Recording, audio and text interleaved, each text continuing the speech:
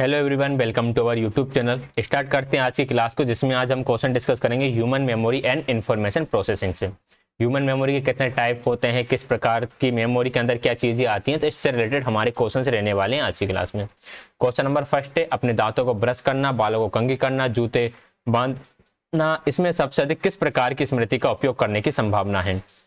Explicit, implicit, autobiographical या फिर semantic. देखिए, अगर आप इसको इंग्लिश में याद रखोगे तो ठीक रहेगा, क्योंकि हिंदी में इसके नाम आप अगर इसी सीरीज को पूरा देखोगे जिसमें हम 15 से 20 क्वेश्चन डिस्कस करने वाले हैं, तो इम्प्लिसिट की आपको 2-3 अलग अलग नाम देखने के लिए मिल जाते हैं। तो इंग्लिश में याद रखोगे तो बेटर रहेगा। तो ये जो सारी मेमोरी है, ये हमारे अंदर निहित होती हैं, हमें इन्हें बार बार रिकॉल करने की याद नहीं पड़ती कि जूते किस तरह से बांधना है, ब्रश किस तरह से करना है। हम बस ब्रश को उठाते हैं और ब्रश करने लगते हैं। ये चीजें हमारी आदत बन चुकी हैं, तो ये हमारी इम्प्लिसिट मेमोरी के अंदर आएंगी। Right answer option number second हो जाएगा। क्वेश्चन नंबर सेकंड है, निम्न में से किस प्रकार की स्मृति में सबसे कम अवधि है? Which of the following type of memory has the shortest duration? सबसे कम ड्यूरेशन किसकी होती है? सबसे ज्यादा लॉन्ग टर्म मेमोरी की होती है, उसके बाद शॉर्ट टर्म मेमोरी, और सबसे कम जो होती है वो सेंसरी मेमोरी की होती है, संवेदी स्मृति की। तो राइट आंसर यहाँ पर ऑप्शन नंबर थर्ड रहेगा। लॉन्ग टर्म मेमोरी की जो ड्यूरेशन होती है, ये कुछ मिनट से लेके लाइफ टाइम तक हो सकती है। लाइफ टाइम हो सकता है, कोई सी मेमोरी ऐसी है जो आपको आपकी पूरी लाइफ टाइम याद रहे, आप कभी उन्हें भूलो ही ना। तो लॉन्ग टर्म मेमोरी की जो मेमोरीज होती हैं वे लाइफ टाइम हमें याद रहती हैं। क्वेश्चन नंबर थर्ड है, निम्नलिखित में से कौन सा अनुरक्षण या पूर्वाभ्यास का सबसे अच्छा उदाहरण है? रिहर्सल को मेंटेन करने का सबसे अच्छा उदाहरण कौन सा है? परीक्षा के लिए अध्ययन करते समय अपने नोट्स को बार बार पढ़ना, इस बारे में सोचकर कि आपका जिस सामग्री का अध्ययन कर रहे हैं वे अध्यायों से संबंधित है, सामग्री को याद करने में आपकी मदद के लिए निमोनिक्स विकसित करना, यह सोचकर कि सामग्री आपके जीवन से कैसे संबंधित है। अगर हम फोर्थ ऑप्शन की बात करें तो इससे तो आप चीज़ों को खुद से रिलेट करके कर रहे हो, लेकिन यहाँ पर हमसे बात चल रही है पूर्व अभ्यास की, यानी कि रिहर्सल करने की। अगर हम रिहर्सल मेंटेन की बात करें तो उसके लिए तो सही यही रहेगा कि अध्ययन करते समय नोट्स को बार बार पढ़ना। तो राइट आंसर इस हिसाब से ऑप्शन नंबर फर्स्ट हो जाएगा। हमें यहाँ पर ये वाला लॉजिक नहीं लगाना है कि हमें बार बार पढ़ने से तो चीज़ें रट जाएंगी। यहाँ पर रटने वाली बात नहीं हो रही, यहाँ पर रिहर्सल की बात हो रही है। क्वेश्चन नंबर 4 है, रिवीजन कह सकते हो, रिवीजन की बात हो रही है। जानवरों का आपका ज्ञान सबसे अधिक संभावना में संग्रहित है। Your knowledge of animals is most likely stored in. इसका ट्रांसलेशन होना चाहिए था कि जानवरों के बारे में आपका ज्ञान सबसे अधिक संभावना में संग्रहित है। यहाँ पे कुछ क्वेश्चन में ट्रांसलेशन एरर भी देखने के लिए मिल जाएगा। ध्वनिक स्मृति के निशान के रूप में अल्पकालिक स्मृति, अर्धसूत्री स्मृति निशान के रूप में अल्पकालिक स्मृति, दीर्घकालिक स्मृति ध्वनिक स्मृति निशान के रूप में, दीर्घकालिक स्मृति अर्थपूर्ण स्मृति निशान के रूप में। इसका क्या होगा राइट आंसर? देखिए, यहाँ पर पहली बात तो ये शॉर्ट टर्म नहीं है, ये लॉन्ग टर्म है, तो शॉर्ट टर्म वाले तो दोनों ही ऑप्शन गलत हो जाते हैं, और लॉन्ग टर्म में फिर ये आपकी सिमेंटिक मेमोरी के अंदर आती है। Long term memory as a semantic memory. Semantic memory में ऐसी मेमोरीज आती हैं जो कुछ फैक्चुअल टाइप की होती हैं, जैसे हम कह सकते हैं कि 15 अगस्त को हमारा देश आज़ाद हुआ था। अगर हम जानवरों के बारे में बात करें तो डॉग और कैट दोनों के बारे में आपके अंदर कुछ नॉलेज है, ठीक है। ये नॉलेज आपने एक बार गेन कर और ना ही ये कभी बदलने वाला। तो पहली बात तो ये लॉन्ग टर्म मेमोरी और दूसरा ये सिमेंटिक है। तो right answer option number fourth हो जाएगा। क्वेश्चन नंबर 5 है, मनोविज्ञान का आपका ज्ञान स्मृति का एक उदाहरण है। मनोवैज्ञानिक के बारे में आपका ज्ञान किस प्रकार की स्मृति का उदाहरण रहेगा? लॉन्ग टर्म है, बिल्कुल सही। हम कह सकते हैं कि हमने साइकोलॉजी अभी जो इतना पढ़ा है, इसका काफ़ी चीज़ें ऐसी जो हमें हमेशा के लिए याद करने वाली रहने वाली है।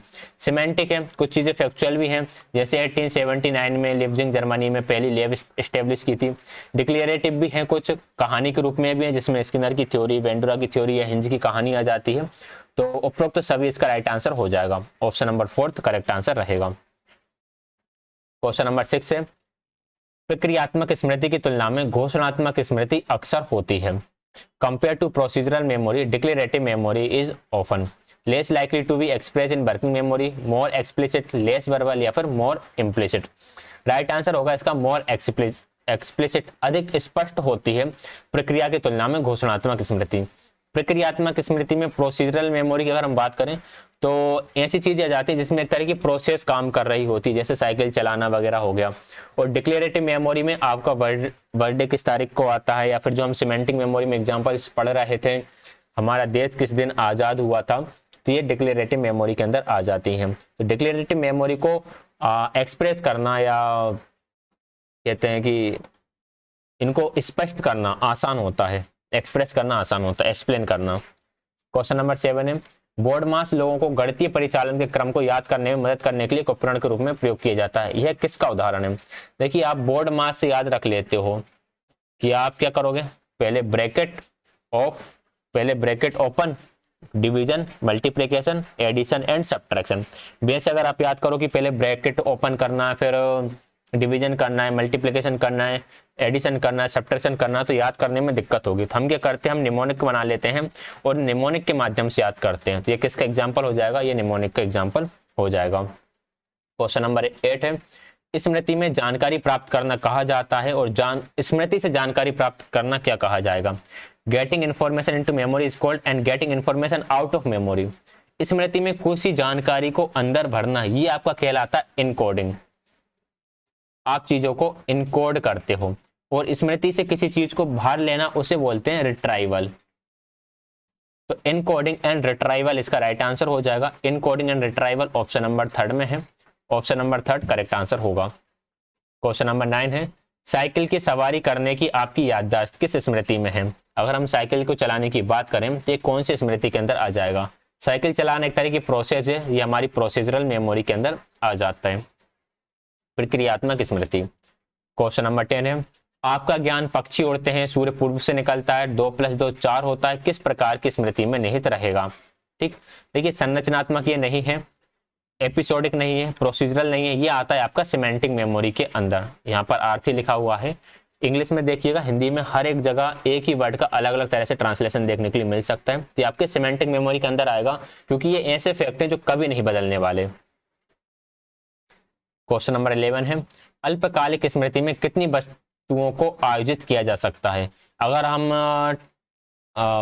7 ± 2 वाला जो की बात करें, तो अल्पकालिक स्मृति में 7 चीजों को या 7 आइटम्स को आप रख सकते हो। तो राइट आंसर ऑप्शन नंबर 2 रहेगा। फैक्ट है, फैक्चुअल क्वेश्चन याद रखिएगा।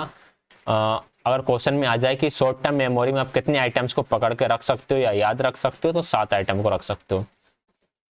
कल्पना कीजिए कि आपके पास याद रखने के लिए 20 अंकों की संख्या है। कार्य को पूरा करने के सबसे अच्छा तरीका जिसके लिए अल्पकालिक स्मृति की क्षमता में वृद्धि की आवश्यकता है, किस तकनीक के माध्यम से? अगर आपको 21 डिजिट्स के नंबर्स याद करना है तो आप किस तरह से याद करोगे? 21 डिजिट्स के नंबर छोड़ो, अगर आप कोई मोबाइल नंबर ही याद करते हो तो उसे आप किस तरह से याद करते हो? आप उसे कुछ पार्ट्स में डिवाइड कर देते हो। जैसे मैं यहाँ पर रैंडम कोई भी नंबर लिख रहा हूँ, 78884889, ये कोई नंबर है, तो आप इसको कुछ इस तरह से याद कर लोगे, 78884898। ठीक है, तो आप क्या करते हो, इनको चंक्स में तोड़कर याद करते हो, तो इसे हम बोलेंगे चंकिंग। तो जब भी आपको नंबर्स को इस तरह से याद करना होता है तो हम वहां पर चंकिंग टेक्निक को यूज करते हैं। राइट आंसर ऑप्शन नंबर 4 रहेगा, चंक्स में याद करेंगे। क्वेश्चन नंबर 13 है, अनिश्चित अवधि के लिए वस्तुओं को अल्पकालिक स्मृति में रखने का सबसे अच्छा तरीका है? अनिश्चित अवधि का मतलब कि अनडिफाइंड लेंथ, मीन्स काफी टाइम तक, या कोई फिक्स नहीं है कि आपको इतने टाइम तक की मेमोरी को रखना है। काफी लंबे समय तक भी मेमोरी को माइंड में रखने की जरूरत पड़ सकती है। इसके लिए आपको क्या करना पड़ेगा? देखिए, चंक्स के लिए कुछ देर तक चीजें याद रह पाती हैं, ज्यादातर अनिश्चित अवधि तक नहीं रह पाती याद। कॉन्टेक्स्ट, पेजवर्ड सिस्टम या रिहर्सल, इसके लिए रिहर्सल सबसे अच्छा तरीका रहेगा। आप बार बार अभ्यास करो ताकि वे आपकी मेमोरी में हमेशा के लिए या अनिश्चित अवधि के लिए आ जाए। क्वेश्चन नंबर 14 है, दीर्घकालिक स्मृति किस रूप में आयोजित की जाती है? Long term memory is organized as. तो लॉन्ग टर्म मेमोरी किस तरह से ऑर्गेनाइज की जाती है? Complex network of association, serial list, set of visual images या jumble of individuals memories with no clear organization scheme. अगर हम दीर्घकालिक स्मृति की बात करें तो ये संघों का जटिल नेटवर्क है, complex network of association. Right answer option number 1 होगा। 15 है, स्मृति को सबसे अच्छे से वर्णित किया जा सकता है, किस तरह से? भंडारण डिब्बे या बक्से की एक श्रृंखला के रूप में, भंडारण की एक प्रक्रिया के रूप में, एक सक्रिय प्रणाली जो जानकारी का कूट संकेतन, भंडारण और पुनः प्राप्ति करती है, निष्क्रिय डेटा फाइलों की संख्या श्रृंखला के रूप में। इंग्लिश में देखें तो memory can best be described as, तो मेमोरी को सबसे अच्छे तरीके से डिस्क्राइब कर सकते हैं, सबसे पहले इनकोड करो, फिर रिस्टोर करो और बाद में जरूरत पड़ने पर उसको रिट्राइव कर लो। ठीक है, इनकोडिंग, स्टोरिंग एंड रिट्राइवल। तो राइट आंसर ऑप्शन नंबर 3 रहेगा। ये तीनों ही प्रक्रियाएं चलती हैं हमारी मेमोरी के अंदर। तो ये थे इस टॉपिक के क्वेश्चंस, 15 क्वेश्चन थे इसके अंदर, हमने सारे कवर कर रखे हैं। इसकी प्लेलिस्ट बनी हुई है, वहां पर जाकर आप अदर वीडियोस भी देख सकते हैं। पीडीएफ टेलीग्राम चैनल पर प्रोवाइड हो जाएगा। वीडियो को लाइक शेयर, चैनल को सब्सक्राइब कर दीजिएगा। कोई भी डाउट है तो इसके लिए कमेंट कर सकते हैं। वीडियो देखने के लिए आप सभी का बहुत बहुत धन्यवाद।